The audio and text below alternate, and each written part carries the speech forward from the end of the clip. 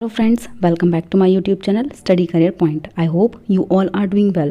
Start करें देखिए हमारे आज के प्रैक्टिस सेशन से। तो देखिए जैसे कि आपकी 500 क्वेश्चंस की सीरीज़ आपके स्टार्ट कर दी है मैंने, जिसमें से आपकी 2 क्लासेस ऑलरेडी हो चुकी हैं। ये आपकी 3rd क्लास है। स्टार्ट करें देखिए हमारे फर्स्ट क्वेश्चन से। तो देखिए ये जो आपकी सीरीज़ है ये आपके CDP पेपर 1 और पेपर 2 दोनों के लिए है। स्टार्ट करें देखिए हमारे फर्स्ट क्वेश्चन से। तो देखिए फर्स्ट क्वेश्चन है, the ability to operate on operations is required in. देखिए सक्रियाएं करने के कौशल किस चरण में विकसित होते हैं। तो देखिए ऑपरेट जो हम करते हैं ऑपरेशन पर, वो कौन सी स्टेज में करते हैं? सेंसरी मोटर स्टेज में, प्री ऑपरेशनल स्टेज में, कंक्रीट ऑपरेशनल स्टेज में, या फिर फॉर्मल ऑपरेशनल स्टेज में। तो देखिए यहाँ पर जो आपका करेक्ट आंसर है वो है आपका फॉर्मल ऑपरेशनल स्टेज। कौन से स्टेज में करते हैं? फॉर्मल ऑपरेशनल स्टेज में करते हैं। देखिए फॉर्मल ऑपरेशनल स्टेज में आपकी एब्स्ट्रैक्ट थिंकिंग भी डेवलप्ड हो जाती है। कौन सी थिंकिंग? आपकी एब्स्ट्रैक्ट थिंकिंग भी डेवलप्ड हो जाती है। ठीक है। सेकेंड आपका क्या होता है इसमें, जो बच्चा है वो क्या करने, डिडक्टिव रीजनिंग भी इसके अंदर बच्चे के अंदर डेवलप्ड हो जाती है, डिडक्टिव रीजनिंग। ठीक है, डिडक्टिव रीजनिंग। चलते हैं देखिए नेक्स्ट क्वेश्चन पर। देखिए नेक्स्ट क्वेश्चन है, समावेशी शिक्षा में केवल विशेष बच्चे ही लाभान्वित होते हैं। देखिए कथन ए आपको कह रहा है बिल्कुल गलत है कि समावेशी शिक्षा में केवल विशेष बच्चे ही लाभान्वित होते हैं। ये आपका कथन गलत हो जाएगा। तर्क है, समावेशी शिक्षा की अवधारणा इस दर्शन पर आधारित है कि केवल कुछ बाध्यता वाले शिक्षार्थियों की ज़रूरतों को ही पोषित किया जाए, कि केवल कुछ बाध्यता वाले। तो ये भी आपका यहाँ पर क्या है, गलत हो जाएगा। ए और आर आपके दोनों सही। ऑप्शन नंबर 4 जो होगा वो यहाँ पर आपका बिल्कुल सही हो जाएगा। चलते हैं देखिए नेक्स्ट पर। देखिए नेक्स्ट है, हॉवर्ड गार्डनर के बुद्धि सिद्धांत में शरीर और वस्तुओं दोनों को कुशलतापूर्वक उपयोग करने की क्षमता कौन सी बुद्धि को कहा जाता है? तो देखिए शरीर और वस्तुएं दोनों को कुशलतापूर्वक उपयोग करने की जो क्षमता है बच्चे के अंदर कब आती है? तर्क गणितीय बुद्धिमत्ता में, शारीरिक गति संवेदनात्मक बुद्धि में, अंतर्वैयक्तिक बुद्धि में, या फिर भाषाई बुद्धि में। तो देखिए यहाँ पर जो आपका करेक्ट आंसर है वो है आपका ऑप्शन नंबर 2, बॉडीली काइनेस्थिक इंटेलिजेंस। ठीक है। तो यहाँ पर शारीरिक गति संवेदनात्मक बुद्धि जो होगा वो आपका राइट आंसर हो जाएगा। चलते हैं देखिए नेक्स्ट पर। देखिए नेक्स्ट क्वेश्चन है, कथन ए है, बच्चों का शारीरिक विकास महत्वपूर्ण है क्योंकि यह बच्चों के सामाजिक और संज्ञानात्मक विकास को भी प्रभावित करता है। तर्क है, बचपन में विकास के सभी आयाम एक दूसरे से जुड़े हुए होते हैं तथा एक दूसरे को बेहद प्रभावित करते हैं। बिल्कुल सही है। देखिए दोनों ही पॉइंट्स आपके यहाँ पर बिल्कुल सही हैं। ए और आर दोनों ही क्या हैं आपके, बिल्कुल सही हैं। और ए जो है वो आर की सही व्याख्या कर रहा है। ऑप्शन नंबर 1 जो होगा वो यहाँ पर आपका बिल्कुल सही हो जाएगा। चलते हैं देखिए नेक्स्ट पर। देखिए नेक्स्ट है, निम्नलिखित अवधि में से किसमें शारीरिक वृद्धि और विकास तीव्र गति से घटित होता है? देखिए कौन सी स्टेज में है जो विकास तीव्र गति से घटित होता है? शैशवावस्था, प्रारंभिक बाल्यावस्था में, प्रारंभिक बाल्यावस्था, मध्य बाल्यावस्था में, मध्य बाल्यावस्था और किशोरावस्था में, या फिर किशोरावस्था और वयस्कता में। तो देखिए यहाँ पर जो आपका सही आंसर है वो है आपका ऑप्शन नंबर 1, शैशवावस्था और प्रारंभिक बाल्यावस्था, इन्फेंसी और ईयरली चाइल्डहुड। ऑप्शन नंबर 1 जो हो जाएगा वो आपका बिल्कुल सही हो जाएगा। चलते हैं देखिए नेक्स्ट पर। देखिए नेक्स्ट है, नीरा मिडिल स्कूल में पढ़ती है और अक्षरों को लेकर भ्रमित होती है, जैसे कि मैं को न पढ़ती है। यह किसका विशिष्ट लक्षण है? तो देखिए किस चीज़ का विशिष्ट लक्षण है यहाँ पर? तो देखिए स्वरलीनता का है, पठन वैकल्य का है, अधिगम का है, या फिर लेखन वैकल्य का है। तो देखिए यहाँ पर जो आपका सही आंसर है वो क्या हो जाएगा? तो देखिए वो है आपका पठन वैकल्य। जब बच्चे के अंदर डिसलेक्सिया होती है तो बच्चा क्या करता है, अक्षरों को पढ़ने में भ्रमित हो जाता है। चलते हैं देखिए नेक्स्ट पर। देखिए नेक्स्ट है, कथन ए है, शिक्षार्थी केंद्रित दृष्टिकोण वह है जहां पाठ्यपुस्तक सभी के केंद्र सीखने का केंद्र होती हैं। तो देखिए केवल पाठ्यपुस्तक के सीखने का केंद्र होती है, ये तो आपका गलत होगा। तर्क है, माध्यमिक विद्यालय में छात्र सबसे अच्छा सीखते हैं तब जब पाठ्यपुस्तक को पुनः पेश करने के लिए कहा जाता है। ये भी आपका बिल्कुल गलत है। तो देखिए दोनों ही पॉइंट आपके क्या होंगे, यहाँ पर गलत हो जाएंगे। ऑप्शन नंबर 4 जो होगा वो यहाँ पर आपका बिल्कुल सही हो जाएगा। चलते हैं देखिए नेक्स्ट क्वेश्चन पर। देखिए नेक्स्ट है,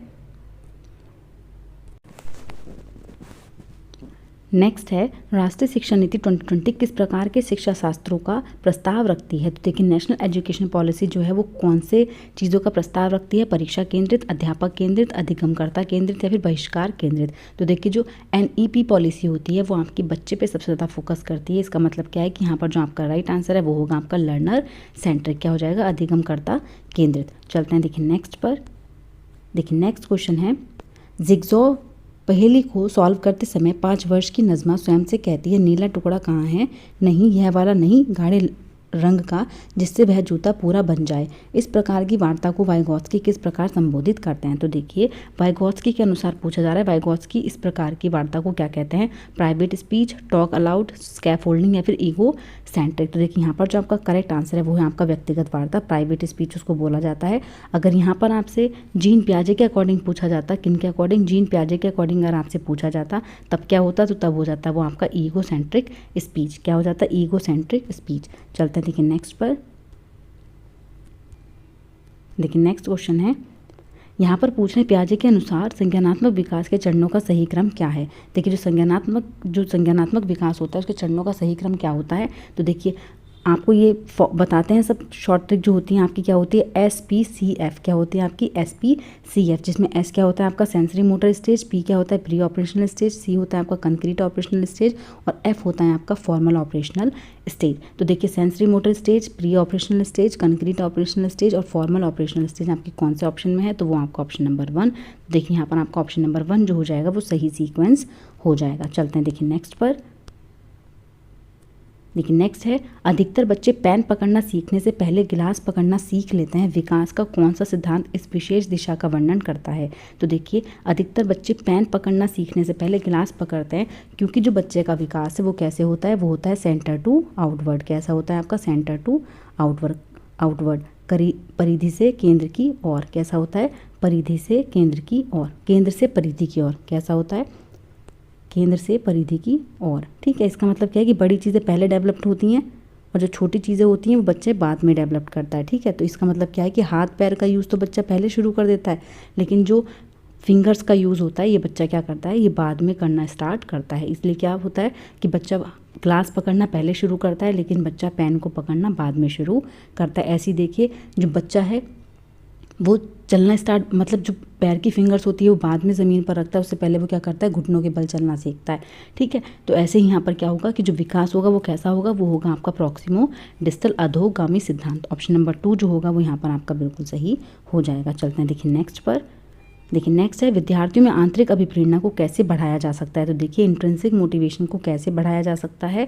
भौतिकवादी पुरस्कार प्रदान करके, नकारात्मक सुदृढ़ीकरण द्वारा, दंड के भय द्वारा या फिर सीखने की खुशी पर ध्यान केंद्रित करके। तो देखिए इंट्रिंसिक मोटिवेशन तभी आती है जब बच्चे को खुशी के तौर पर, जॉय के तौर पर लर्निंग कराई जाए। तो यहाँ पर ऑप्शन नंबर 4 जो हो जाएगा वो आपका बिल्कुल सही हो जाएगा। चलते हैं देखिए नेक्स्ट पर।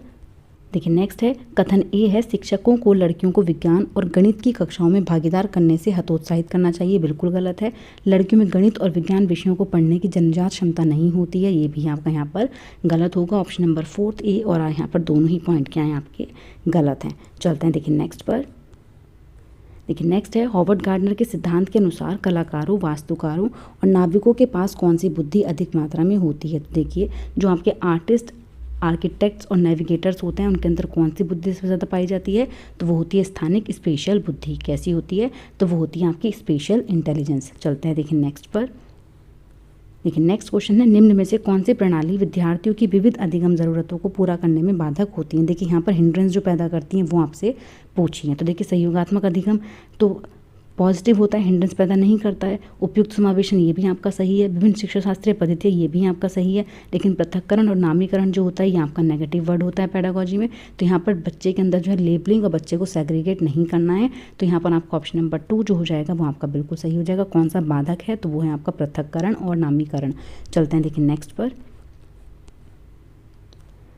देखिए नेक्स्ट है, कथन ए है, एक शिक्षक प्रत्यक्ष अनुदेशन की विधि द्वारा बच्चों को जटिल अवधारणाओं को सबसे प्रभावी ढंग से समझने में मदद कर सकता है। देखिए किससे? इंस्ट्रक्शन विधि द्वारा। बिल्कुल गलत है। बच्चे सबसे प्रभावी तरीके से तब सीखते हैं जब वे निष्क्रिय, देखिए निष्क्रिय नहीं होते, जब वो सक्रिय होते हैं तब सबसे ज़्यादा अच्छे से सीखते हैं। तो देखिए यहाँ पर दोनों ही पॉइंट आपके क्या हो जाएंगे? गलत हो जाएंगे। ऑप्शन नंबर 4 जो है वो यहाँ पर आपका बिल्कुल सही है। चलते हैं देखिए नेक्स्ट पर।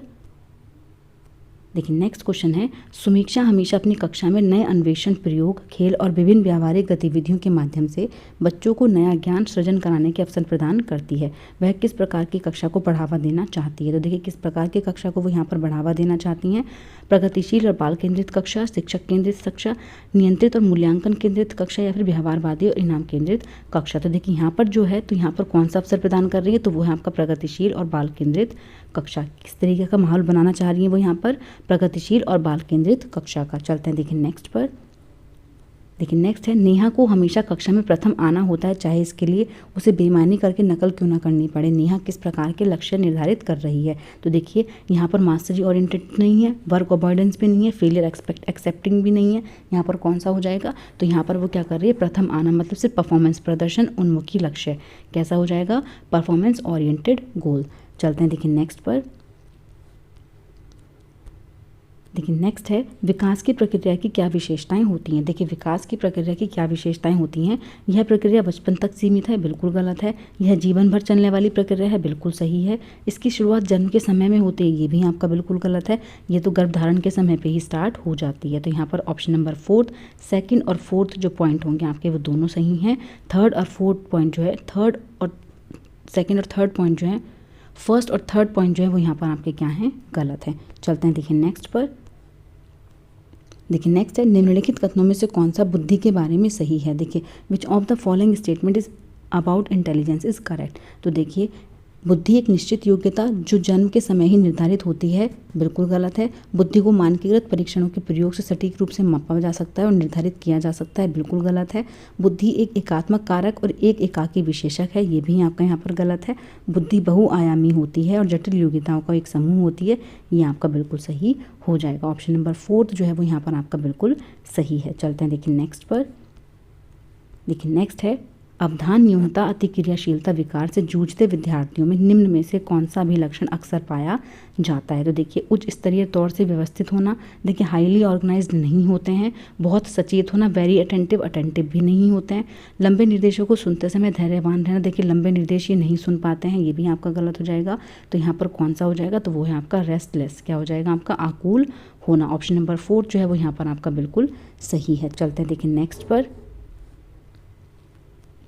देखिए कथन ए है, बच्चों का शारीरिक विकास महत्वपूर्ण है क्योंकि यह बच्चों के सामाजिक और संज्ञानात्मक विकास को प्रभावित करता है, बिल्कुल सही है। बचपन में विकास के सभी आयाम एक दूसरे से जुड़े हुए होते हैं तथा एक दूसरे को बेहद प्रभावित करते हैं, ये भी आपका बिल्कुल सही है।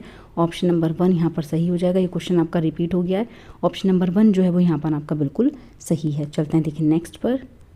देखिए नेक्स्ट है, जब एक बच्चे को कोई शब्दों को आपस में अंतर करने में कठिनाई आती है, जैसे नमन को मनन पढ़ना, कलम को कमल पढ़ना, यह किसका विशिष्ट अभिलक्षण होता है। तो देखिए जो आपका डिस्ग्राफिया होता है, ये आपका ग्राफ मतलब आपका राइटिंग से रिलेटेड होता है। किससे होता है, आपका राइटिंग से रिलेटेड होता है, ठीक है। डिस्कैलकुलिया मतलब कैलकुलेशन, ये आपका मैथमेटिक्स से रिलेटेड होता है, ठीक है। जब आपको मैथमेटिक्स से, ठीक है। डिस्फेजिया ये आपका किससे होता है, ये आपका स्पीकिंग से रिलेटेड होता है। जो डिसलेक्सिया ये आपका पठन विकार होता है, जब आपको पढ़ने में कठिनाई होती है। तो देखिए ऑप्शन नंबर 4 जो होगा वो यहाँ पर आपका बिल्कुल सही हो जाएगा। चलते हैं देखिए नेक्स्ट पर। देखिए नेक्स्ट है, नैतिक विकास के कोल वर्ग के किस स्तर के अनुसार नियमों का पालन और अवज्ञा उसके अच्छे या बुरे परिणामों से निर्धारित होती है। देखिए गुड या बैड से डिटरमाइंड होती है।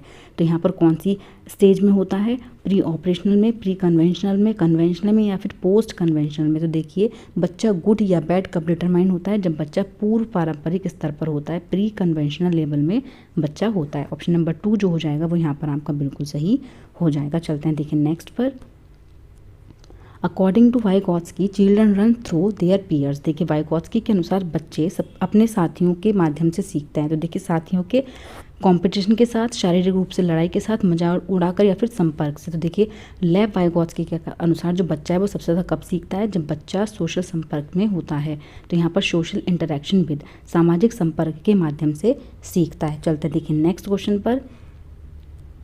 देखिए नेक्स्ट है, नेहा हमेशा रश्मि से अधिक अंक प्राप्त करने के लिए कार्य करती है ताकि वह खुद को रश्मि से बेहतर दिखा पाए। नेहा किस प्रकार के लक्ष्य निर्धारित कर रही है। तो देखिए आंतरिक अभिप्रेरण द्वारा निर्धारित लक्ष्य, सीखने के लक्ष्य, महारत लक्ष्य या फिर प्रदर्शन लक्ष्य। तो देखिए यहाँ पर जो राइट आंसर आपका हो जाएगा, तो देखिए यहाँ पर वो क्या कर रही है, परफॉर्मेंस गोल निर्धारित कर रही हैं। तो यहाँ पर ऑप्शन नंबर 4 जो है वो आपका बिल्कुल सही है। चलते हैं देखिए नेक्स्ट क्वेश्चन पर। देखिए नेक्स्ट है, जीन पियाजे के संज्ञानात्मक विकास के अनुसार बच्चे किस चरण में निगनात्मक रूप से सोच सकते हैं। देखिए डिडक्टिव थिंकिंग बच्चे के अंदर कब आती है, मैंने लास्ट क्वेश्चन में आपको ये बताया है कब आती है। तो वो आती है आपकी फॉर्मल ऑपरेशनल स्टेज में। ऑप्शन नंबर 4 जो होगा वो यहाँ पर आपका बिल्कुल सही हो जाएगा। चलते हैं देखिए नेक्स्ट क्वेश्चन पर। नेक्स्ट और लास्ट है, कथन ए है, शिक्षकों को बच्चों की बुद्धि लब्धि मापने के लिए बुद्धि लब्धि की मानकीकृत परीक्षाओं का इस्तेमाल करना चाहिए, बिल्कुल गलत है। बुद्धिलब्धि से प्राप्त अंक शिक्षकों को विद्यार्थियों के अकादमिक प्रदर्शन और भविष्य में सफलता की भविष्यवाणी करने में मदद करते हैं। ये पॉइंट भी आपका गलत हो जाएगा। भविष्य के बारे में नहीं बता सकता बुद्धिलब्धि परीक्षण, ठीक है। तो यहाँ पर दोनों ही कथन आपके क्या हैं, गलत हैं। ऑप्शन नंबर 4 जो होगा वो यहाँ पर आपका बिल्कुल सही हो जाएगा। तो देखिए आज का सेशन आपका यहीं पर कंप्लीट होता है। अगर आपको मेरी क्लास अच्छी लगी हो तो प्लीज़ मेरे चैनल को लाइक करें, सब्सक्राइब करें और शेयर करें। ऐसी ही और वीडियोज़ के लिए मेरे चैनल पर बने रहिए। Thank you.